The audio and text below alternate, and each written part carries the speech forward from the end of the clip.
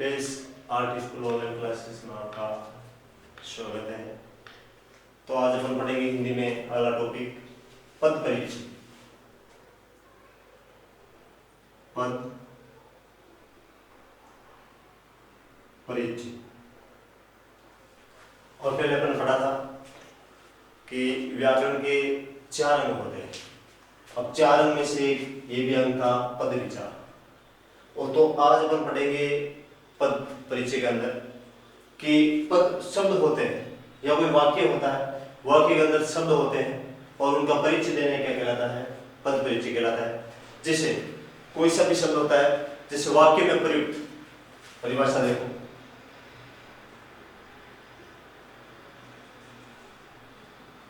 परिभाषा वाक्य में प्रयुक्त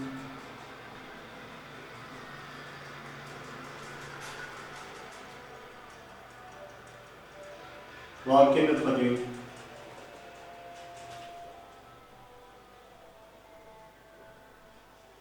होने वाले।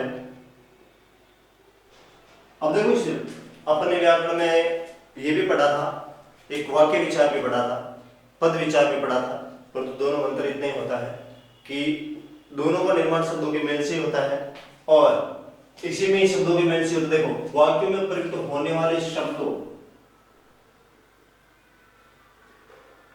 का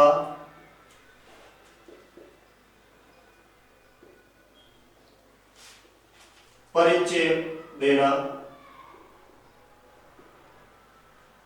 ही पद परिचय कहलाता है।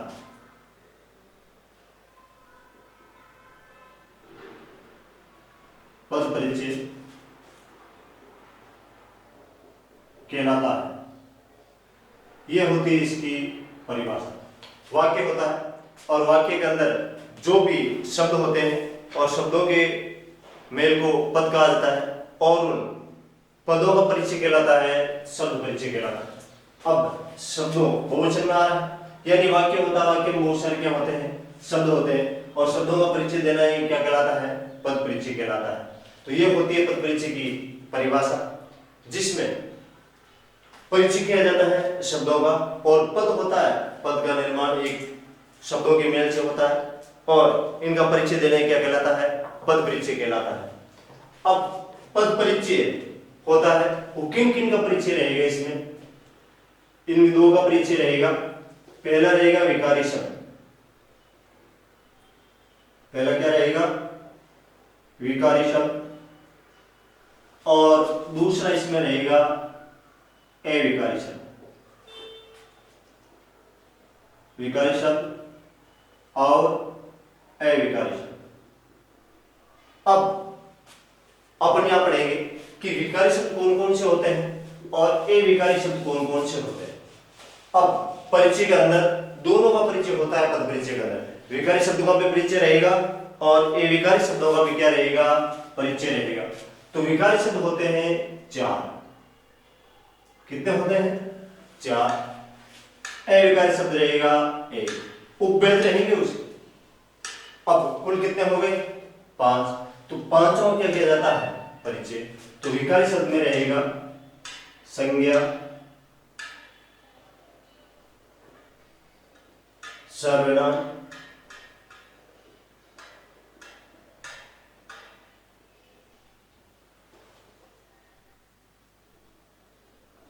क्रिया और विशेषण। संज्ञा, सर्वनाम, क्रिया और विशेषण, ये तो रहेंगे विकारी शब्द। अब इन 4 का आपको बताना है परिचय। फिर रहेगा अविकारी शब्द। अविकारी एक ही रहेगा, वो रहेगा अव्यय। क्या रहेगा, अव्यय।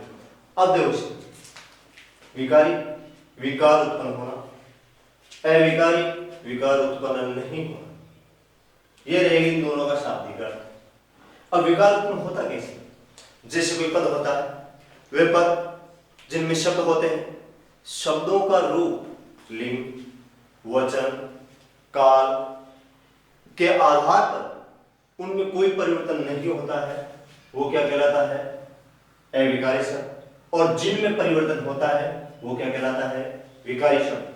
तो यहां पर भी ए आ रहा है और यहां पर भी आ रहा है, एक अर्थ नहीं। जिसमें कोई विकार उत्पन्न नहीं होता है अविकारी शब्द। जिसमें कोई खर्च नहीं होता, एक अर्थ नहीं, विकार होता है खर्च, यानी जिसमें किसी प्रकार का खर्च नहीं हो, क्या कहलाता है? अव्यय। जिनमें कोई विकार उत्पन्न नहीं हो अविकारी शब्द। तो अव्यय शब्द होते हैं ना, उनमें लिंग वचन काल के आधार पर कोई रूप परिवर्तन नहीं होता है, वो एक विकारी शब्द कहलाते हैं। लिंग वचन काल के अनुरूप अगर विकार उत्पन्न होता है वो विकारी शब्द कहलाते हैं। तो ये होते हैं पद परिचय में, दो का परिचय रहेगा वैसे बोलते विकारी शब्द और अविकारी शब्द। अविकारी में रहेगा आप विकारी में रहेंगे चार, संज्ञा, सर्वनाम, क्रिया, विशेषण। अब देखो, अब विकारी पद कहते हैं किसे? इनकी परिभाषा याद देता हूं। वह पद या फिर शब्द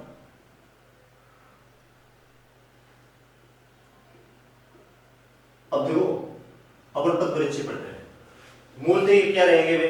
शब्द ही रहेंगे जिनमें, सॉरी, वे शब्द जिनमें लिंग वचन वे काल के आधार पर, अब देखो यहां लिंग वचन काल दोनों में रहेगा, विकारी में भी रहेगा और अविकारी में रहेगा, के आधार पर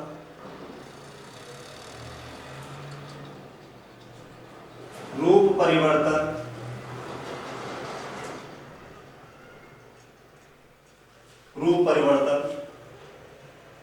होता है, उन्हें विकारी शब्द कहते हैं।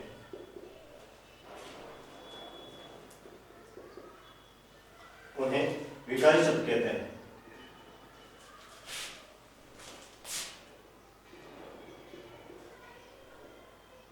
अब वही रूप आ रहा है यहां पर। विकारी वे पद या शब्द जिनमें लिंग वचन काल के आधार पर रूप परिवर्तन होता है, उन्हें विकारी शब्द कहते हैं। वे पद या शब्द जिनमें लिंग वचन काल के आधार पर रूप परिवर्तन नहीं होता है, वो कहलाता है अविकारी शब्द। क्यों? यह उपसर्गारा दो एक अर्थता नहीं, तो जिसमें विकार उत्पन्न होता है विकारी शब्द, और जिनमें कोई विकार उत्पन्न नहीं होता है वो कहलाता है अविकारी शब्द। अब अपन पढ़ेंगे अविकारी शब्द। अब अविकारी शब्द में देखो इधर, चलो पहले ले लेते हैं विकारी शब्द। विकारी शब्द में अपन पहले लेंगे संज्ञा। क्या लेंगे? संज्ञा। विकारी शब्द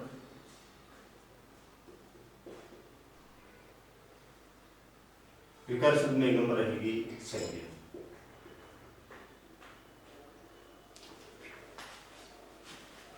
अब संज्ञा में रहेगा सम धन ज्ञ। सम का अर्थ है समान रूप से और ज्ञ का अर्थ है ज्ञान, यानी जिसमें समान रूप से ज्ञान अर्जित होता है उन्हें संज्ञा कहा जाता है। अब इसमें किसी व्यक्ति को, चाहे वस्तु को, किसी स्थान विशेष, व्यक्ति विशेष, वस्तु विशेष से संबंधित बताया जाता है। अब संज्ञा होती है वो मूलतः संज्ञा तीन प्रकार की होती है: व्यक्तिवाचक संज्ञा, जातिवाचक संज्ञा और भाववाचक संज्ञा। अब व्यक्तिवाचक संज्ञा होती है और भाववाचक संज्ञा होती है और जातिवाचक संज्ञा होती है। अब इसमें एक संज्ञा होती है, पहले तीनों का क्रम से लिख लो। व्यक्तिवाचक,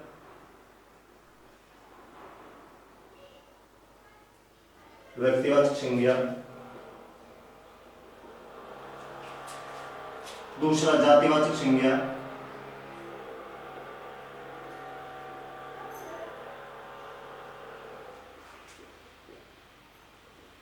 और तीसरी रहेगी भाववाचक संज्ञा।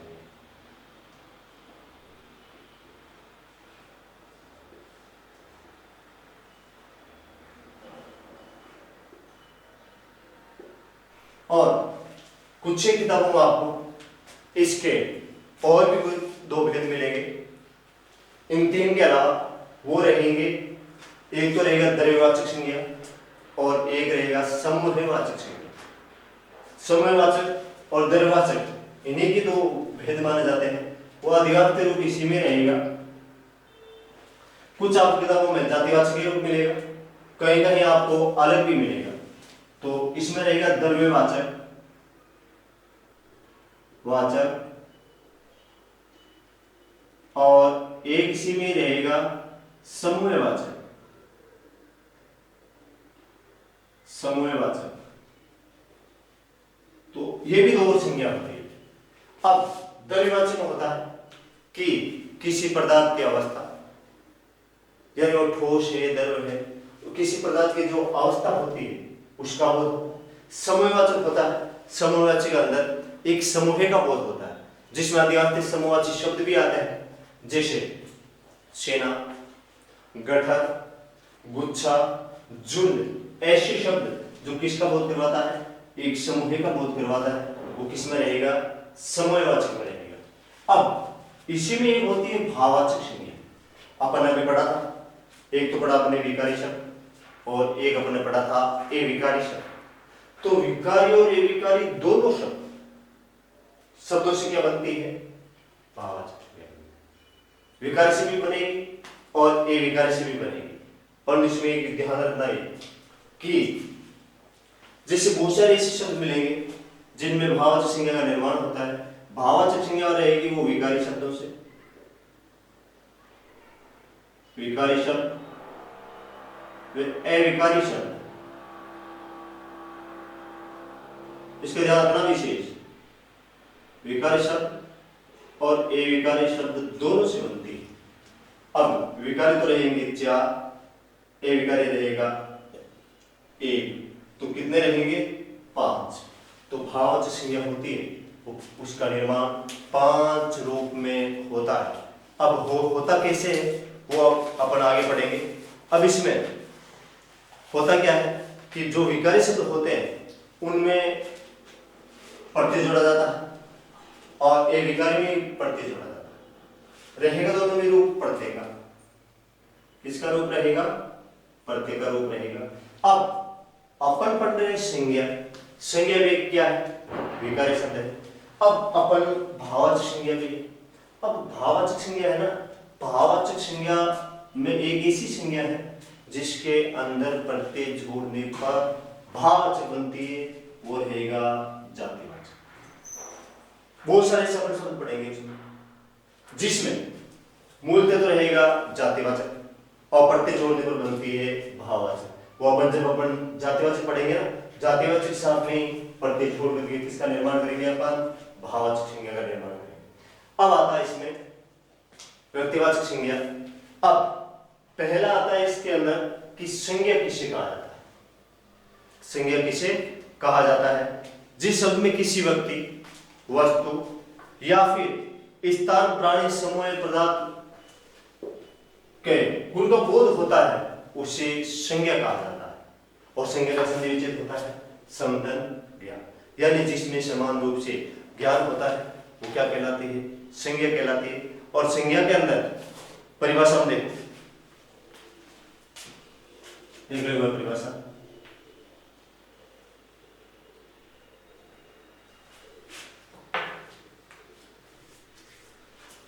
जिस शब्द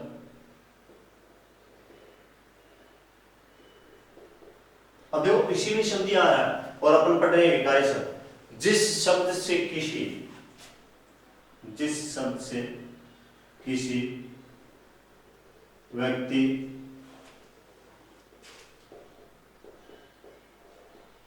वस्तु, स्थान, जाति, भाव,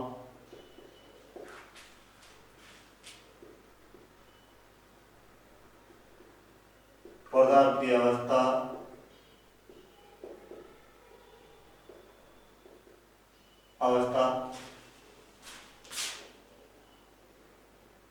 आदि का बोध, आदि का बोध कराते हैं उन्हें संज्ञा कहते हैं। उन्हें संज्ञा कहते हैं, यानी जिस शब्द से किसी व्यक्ति, वस्तु, स्थान, पदार्थ के गुण, दोष, दशा आदि के नाम का बोध होता है उन्हें संज्ञा कहते हैं। यानी व्यक्ति का, वस्तु हो, स्थान हो, जाति हो, भाव हो, पदार्थ की अवस्था हो आदि का बोध कराते हैं उन्हें क्या कहते हैं? संज्ञा कहा जाता है। और संज्ञा कितने प्रकार की होती है? 3 प्रकार की होती है। अब अपन पढ़ेंगे पहली व्यक्तिवाचक संज्ञा। अब देखो इसमें, अब व्यक्तिवाचक संज्ञा की क्या परिभाषा होती है?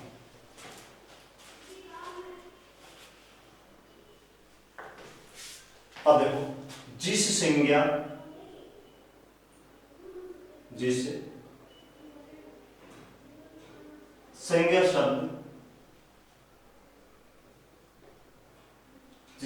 शब्द से किसी,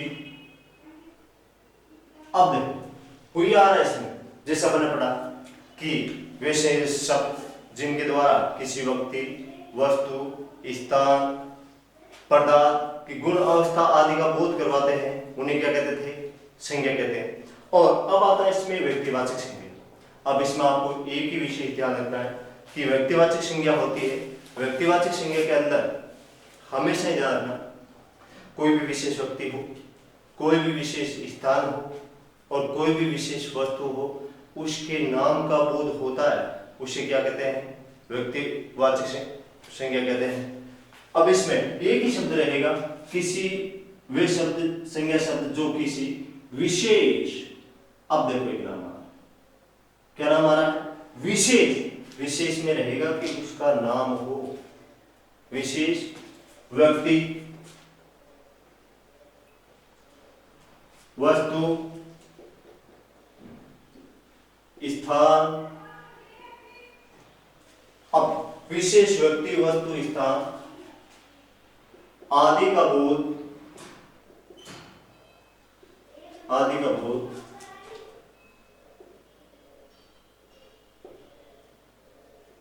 करवाने वाले, आदि का बोध करवाने वाले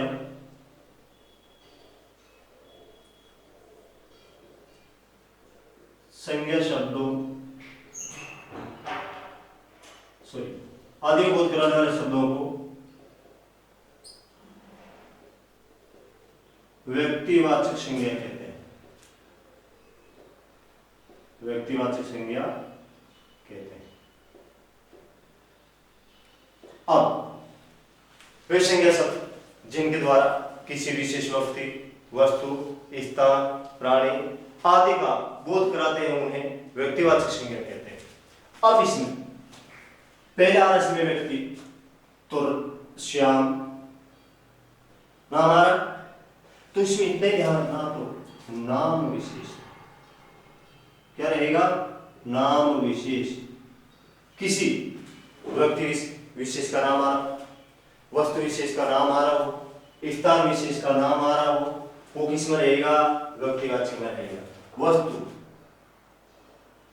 व्यक्ति में नाम आ रहा विशेष।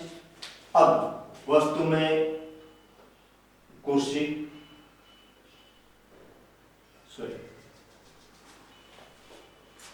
जयपुर, स्थान आ गया। जैसे किसी नदी नाम हो, गंगा, हिमालय। अब विशेष नाम आ रहा है, श्याम एक व्यक्ति का नाम आ रहा है, जयपुर स्थान का नाम आ रहा है, गंगा एक नदी का नाम आ रहा है, हिमालय एक पर्वत का नाम आ रहा है, दिल्ली स्थान का नाम आ रहा है। तो इसमें व्यक्तिवाचक संज्ञा में अगर किसी विशेष व्यक्ति, स्थान या वस्तु का बोध होता है, वो हमेशा किस में रहेगा? व्यक्तिवाचक संज्ञा में रहेगा। या किसी पर्व का नाम, जैसे दीपावली,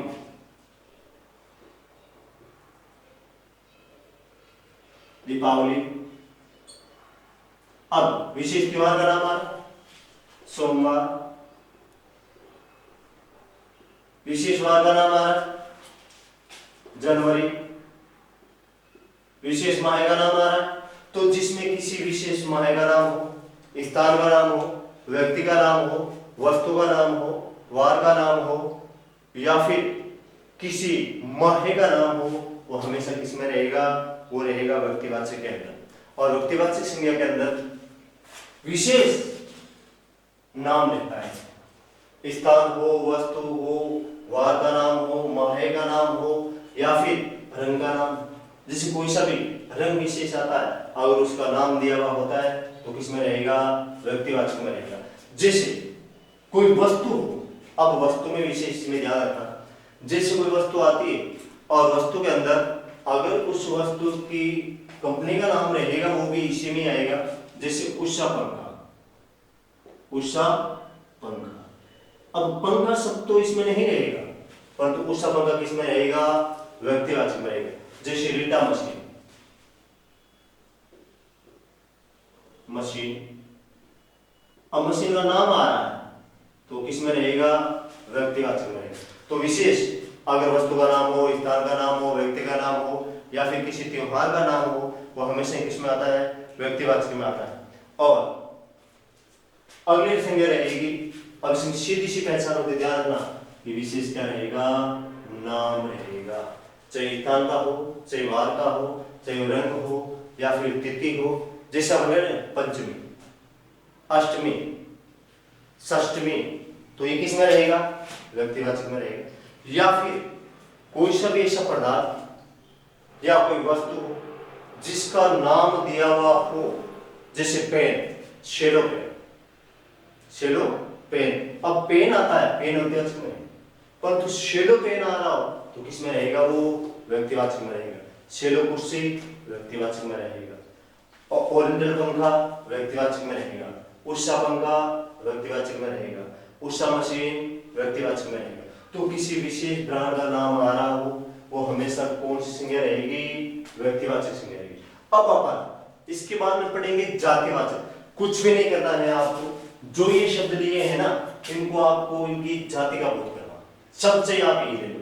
अब देखो इसमें अगली संज्ञा देखो, दूसरी, इन शब्दों को आप यथास्थिति में ले लो। फिर अभी आप पहचान कर लोगे कि इन दोनों में पहचान कैसे होती है और क्या अंतर होता है। अब दूसरी आती है इसमें जातिवाचक संज्ञा। जातिवाचक संज्ञा, अब व्यक्तिवाचक में विशेष नाम आ रहा था, इसमें रहेगा जाति का बोध होता है, नाम नहीं रहेगा।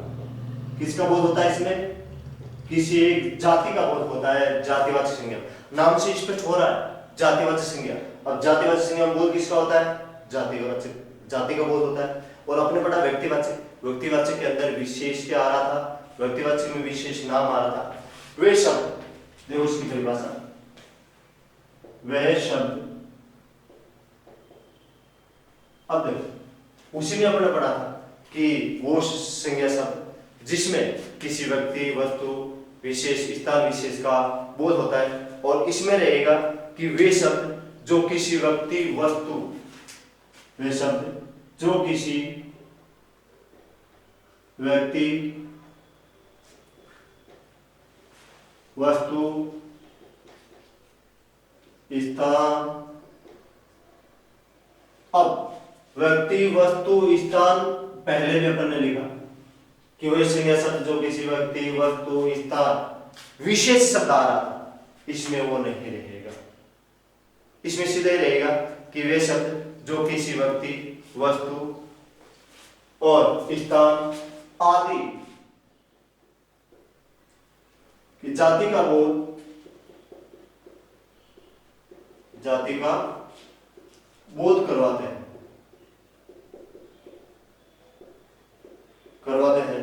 उन्हें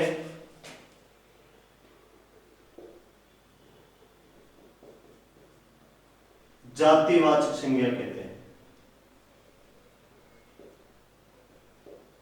जातिवाचक संज्ञा कहते हैं। अब इसमें बोध किसका होता है? जाति का। वे शब्द जो किसी व्यक्ति हो, वस्तु हो, स्थान हो आदि की जाति का क्या करवाता है? बोध करवाता है। व्यक्ति आ रहा है, स्थान आ रहा है और यहाँ पर ये वस्तु आ रही है, ये भी वस्तु और ये भी वस्तु का रूप आ रहा है, तो तीनों शब्द आ रहे हैं व्यक्ति। अब देखो व्यक्ति का आपको यहाँ पर अपने क्या लिया था? श्याम, यानी व्यक्तिवाचक संज्ञा के अंदर विशेष नाम आ रहा था। अपन को यहाँ पर इसकी जाति का बोध करना, तो इसमें रहेगा बालक। बालक। अब छात्र, दोनों रूप ले लो, बालक हो चाहे छात्र। नाम नहीं आ रहा है, बालक जाति का बोध होता है। बालक किसका बोध हो रहा है? यहाँ पर बालक जाति का बोध हो रहा है, नाम विशेष नहीं आ रहा, तो किसमें रहेगा? जातिवाचक। अब आ रहा है यहाँ पर जयपुर, तो शहर, शहर या फिर राजधानी। शहर या क्यों? राजस्थान की राजधानी जयपुर, तो शहर, एक शहर का नाम आ रहा है यहाँ पर, या तो रहेगा नाम और यहाँ पर रहेगा जाति का बोध। यहाँ पर तो अपन लिया था शहर जयपुर, तो यहाँ पर शहर ही रहेगा, जयपुर नहीं रहेगा। क्यों? शहर जाति का बोध हो रहा है, जयपुर हो, जोधपुर हो, दिल्ली हो, जाति का बोध हो रहा है। या जयपुर राजधानी, तो राजधानी दिल्ली भी एक राजधानी और जयपुर भी एक राजधानी, तो यहाँ पर तो अपने नाम विशेष लिखा और यहाँ पर अपने जाति का बोध कर रहे। फिर गंगा, तो नदी, किसी नदी का नाम नहीं आ रहा है, जाति का बोध हो रहा है। पर्वत, किसी पर्वत का नाम नहीं आ रहा है, अपने यहाँ पर तो एक विशेष नदी का नाम लिया। क्यों? व्यक्तिवाचक के अंदर विशेष नाम आता है, यहाँ पर विशेष नाम नहीं रहेगा, नदी जाति का बोध हो रहा है। कोई सी भी नदी हो, गंगा हो, यमुना हो, ब्रह्मपुत्र हो, तो संपूर्ण जाति का बोध हो रहा है। यहाँ पर अपन एक विशेष पर्वत का नाम लिया, यहाँ पर पर्वत का नाम नहीं लिया, सिर्फ पर्वती शब्द लिखा, नाम नहीं आ रहा है, तो किसका बोध हो रहा है? जाति का बोध। फिर बाद में पर्व। अब अपन ने यहाँ पर एक पर्व का नाम लिखा है, होली हो, दीपावली हो, रक्षाबंधन हो, पर्व विशेष का नाम आ रहा हो, व्यक्तिवाचक में रहेगा। नाम नहीं आ रहा हो तो किस में रहेगा? जातिवाचक में रहेगा। फिर आ रहा है सोमवार, तो वार, वार संपूर्ण जाति का बोध हो रहा है, किसी वार विशेष का नाम नहीं है, नाम आते हुआ है तो व्यक्तिवाचक में रहेगा, यहाँ पर वार ही रहेगा। फिर बाद में रहेगा, इधर देखो, जनवरी, माह है, माह आ रहा, तो माह का नाम नहीं आ रहा है, तो किसमें रहेगा? जातिवाचक में रहेगा। फिर आ रहा है पंखा। अब इधर देखो, संपूर्ण पंखा जाति का बोध हो रहा है। यहां पर ने लिया था उषा पंखा, ओरिएंटल पंखा हो, उषा पंखा हो, रवि पंखा हो, अगर ऐसा नाम विशेष आ रहा हो तब तो आपको व्यक्तिवाचक में लेना है। नाम विशेष नहीं आ रहा हो तब वो किसमें रहेगा? जातिवाचक में रहेगा। यहां पर ने पंखा ही लिया तो जातिवाचक। यहां पर आ रहा है मशीन, तो मशीन कोई सी भी मशीन हो सकती है, तो क्या रहेगा इसमें? जातिवाचक संज्ञा। तो ये हो गया आपके दोनों संज्ञा, जातिवाचक संज्ञा और व्यक्तिवाचक संज्ञा। जातिवाचक संज्ञा के अंदर एक जाति का बोध होता है, व्यक्तिवाचक संज्ञा में विशेष नाम का बोध होता है, ये आपको ध्यान रखना। इसमें जाति का बोध रहेगा और उसके अंदर होता है उसमें एक विशेष किसका? नाम का बोध रहेगा। ये होती है दोनों संज्ञा, यहीं से पहचान करना चाहिए आप। यहाँ पर तो रहेंगे नाम विशेष और यहाँ पर रहेगा जाति विशेष। यहाँ पर संपूर्ण जाति आ रही और यहाँ पर एक नाम विशेष आ रहा है। तो किसी नदी का नाम हो, पर्वत का नाम हो, देश का नाम हो, राजधानी का नाम हो, शहर का नाम हो, ऐसे नाम विशेष रहेंगे व्यक्तिवाचक, और नाम विशेष नहीं रहेगा। संपूर्ण जाति का बोध होने पर कौन सी संज्ञा रहेगी? जातिवाचक रहेगी। अब इसी के साथ में दो भेद भी होते हैं उनके। अब दोनों भेद इसी में ले लो, क्यों? उसी में अधिकांश बोध किसका होता है? उसमें जातिवाचक संज्ञा का बोध होता है। किसका बोध रहेगा? जातिवाचक संज्ञा का बोध। अब इसमें साथ में ले लो द्रव्यवाचक।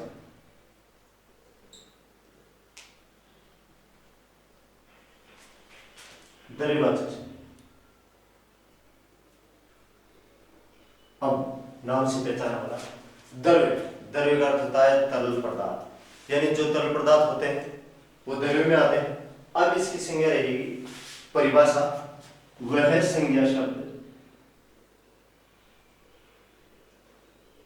संज्ञा शब्द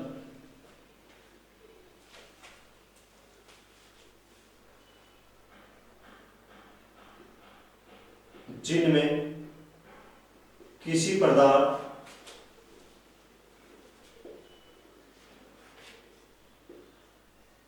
या वस्तु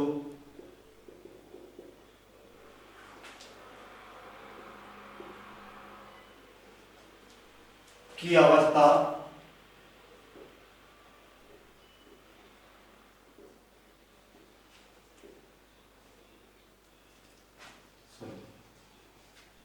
अवस्था का बोध हो।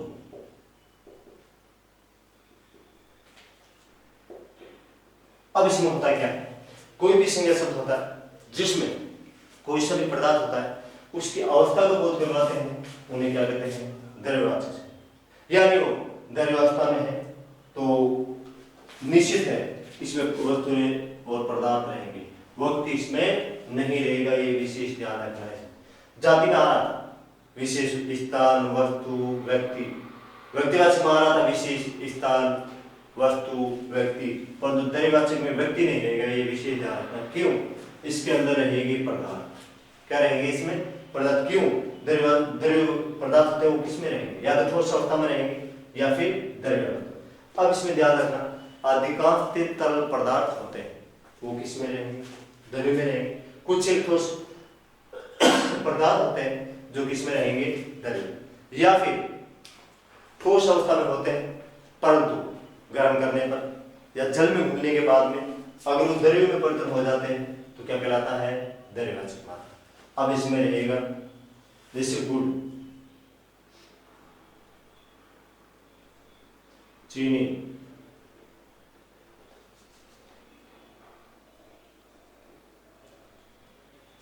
अब देखो गुड़ आ रहा है। अब गुड़ होता है जो कठोर अवस्था में होता है परंतु ये जल में घुलने के बाद में द्रव्य में परिवर्तन होता है, जैसे तेल, घी, पानी, ये किसमें रहेंगे, द्रव्यवाचक में रहेंगे। इसी के साथ में एक संज्ञा और रहती है, वो संज्ञा इसी में रहेगी। अब इसमें देखो एक जाति का भी बोध हो रहा है, जैसे कैसे देखो मैं बताता हूँ, ये उपभेद है परंतु इसमें एक जाति बोध होता है। जैसे अपन ने ले लिया तेल, तो तेल विशेष का नाम नहीं आ रहा, तेल विशेष का कोई नाम नहीं आ रहा है, नाम नहीं आ रहा तो बोध किसका होता है, जाति का रहेगा, किसमें, द्रव्य में रहेगा।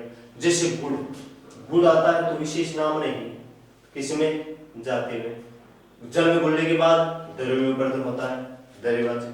चीनी, अब चीनी जल में घुलती है, घुलने पर किसमें रहेगी, द्रव्य में, किसमें रहेगा, जाति का बोध हो रहा चीनी में परंतु किसमें रहेगा, द्रव्यवाचक में रहेगा।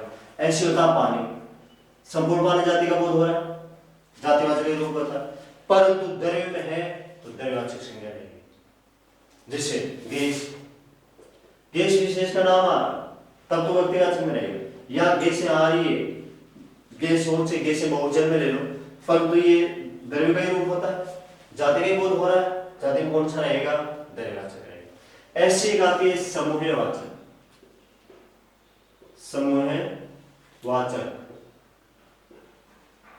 अब समूहवाचक में होता क्या है, जिसमें एक समूह का बोध होता है, किसका बोध होता है, समूह का बोध होता है, वो कौन सी संज्ञा कहलाती है, समूहवाचक।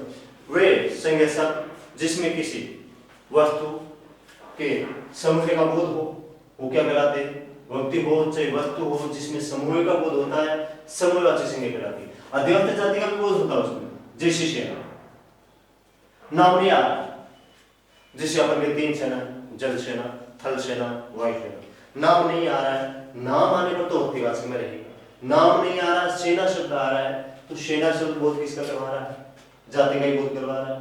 अब सेना में एक समूह का बोध होता है, सेना में किसका बोध होता है, समूह का बोध होता है।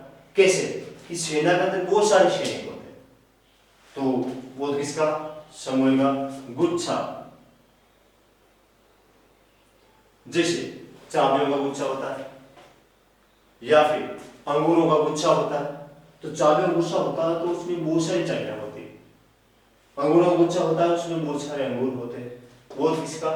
समूह पद किस में रहेगा? समूहवाचक में रहेगा। झुंड, अब झुंड में भी समूह का बोध हो रहा है। जैसे बोले हिरणों का झुंड, भेड़ों का झुंड, किसका बोध हो रहा है? समूह का। गठर, अब गठर होता है लकड़ी का होता है, बहुत सारी लकड़ियों का संग्रहण होता है, तो क्या कहलाएगा? समूहवाचक में रहेगा। तो ऐसे कुछ शब्द होते हैं जिसमें किसका बोध होता है? समूह का बोध होता है। जैसे कक्षा, कक्षा में बहुत सारी कक्षाएं होती, बोध किसका हो रहा है? समूह का बोध हो रहा है। समिति, समिति में बहुत सारे सदस्य होते हैं, किसका बोध हो रहा है? समूह का बोध हो रहा है। पलटन, अब सेना की छोटी टुकड़ी होती है उसको पलटन कहते हैं, जिसमें कुछ एक सिपाही या सैनिक रहते हैं, बोध समूह का होता है। तो कुछ ऐसे शब्द होते हैं जिसमें बोध किसका होता है? समूह का बोध होता है। वहां पर कौन सी संज्ञा कहलाती है? समूहवाचक संज्ञा कहलाती है। तो आपने आज पढ़ा था व्यक्तिवाचक संज्ञा, एक बार वापस देख लो। व्यक्तिवाचक संज्ञा, व्यक्तिवाचक संज्ञा में विशेष वस्तु, स्थान, व्यक्ति का नाम आता है। जातिवाचक संज्ञा में किसी व्यक्ति, वस्तु, स्थान आदि की जाति का बोध होता है, तो कौन सी संज्ञा रहेगी? जातिवाचक संज्ञा। तो जातिवाचक संज्ञा में जाति का बोध होता है। व्यक्ति के वाचक संज्ञा में विशेष व्यक्ति, वस्तु, स्थान आदि का नाम होता है। और फिर आता है इसमें द्रव्यवाचक, द्रव्यवाचक अंदर तल प्रधान रहेंगे, जिसमें जाति का भी बोध होता है, द्रव्य रहेंगे। फिर आता है समूहवाचक, समूहवाचक कुछ ऐसे शब्द होते हैं जो समूह का बोध करवाते हैं परंतु जातिवाचक में भी आते हैं। जैसे सेना जातिवाचक का रूप है, परंतु सेना समूह का बोध हो रहा है। गुच्छा में समूह का बोध हो रहा है, झुंड में समूह का बोध हो रहा है, गठर में समूह का बोध हो रहा है, कक्षा में समूह का बोध हो रहा है, समिति में समूह का बोध हो रहा है और पलटन में समूह का बोध हो रहा है। तो ये रहेंगे संज्ञा में पहली और दूसरी दोनों संज्ञा। अब आगे रहेगी अगली तीसरी संज्ञा, वो रहेगी भाववाचक संज्ञा। तो भाववाचक संज्ञा अपन आगे वाली क्लास में